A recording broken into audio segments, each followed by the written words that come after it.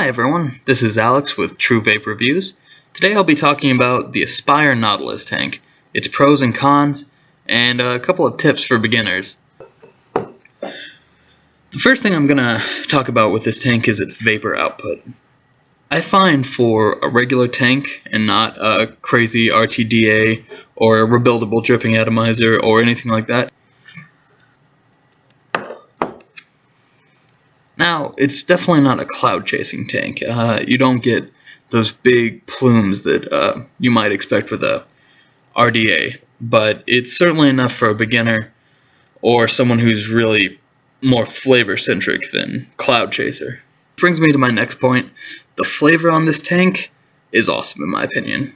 I'm using it with my MVP 20 watt box, which is not a crazy box. It's pretty tame considering some of the stuff that I've seen on regulated mods, and even then you get amazing flavor out of it.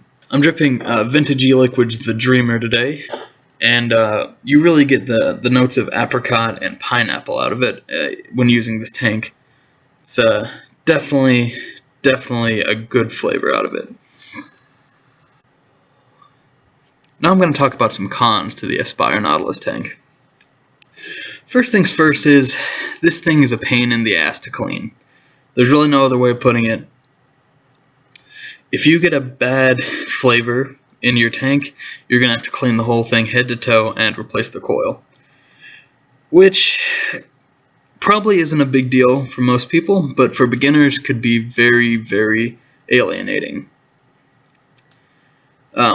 I personally had an experience with a bad batch of red velvet cake flavor juice, and I can really only explain it as a spoiled milk taste coming out of it. It was nasty, and I had to clean the entire thing with isopropyl alcohol. Second thing about it is the coil usage of the tank. I go through about 1 coil in this tank a week, which really isn't that bad in the long run in my opinion, but for a beginner, it could completely alienate them from the tank. Going to your vape shop and having to buy a coil a week can be expensive and annoying. Personally, it doesn't bother me too much, but I could see how for your average everyday vapor that could get old fast. The third thing is the seals on the tank. The actual glass of the tank and its base tend not to like to come apart that much. I've found that it really takes some massaging to get the glass off the rubber seal between the tank and the base.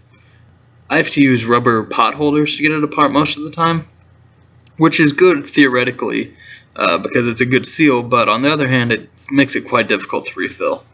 The drip tip comes off, pretty good seal on it. I've never had any problems with it leaking or anything. And once you get the actual glass piece off the base, the coil is super easy to replace. You just unscrew it, good to go. The threads are silky smooth. Same with the connection to the actual box itself.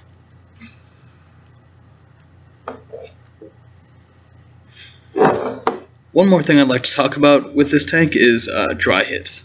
Maybe you can see there are bubbles that form along the rubber seal. And sometimes those bubbles will get sucked down into the little ports that put it through to the coil. That can result in a nasty dry hit. I don't know if there's any kind of solution to that. Probably not. It doesn't happen often, but when it does, it is very unfortunate.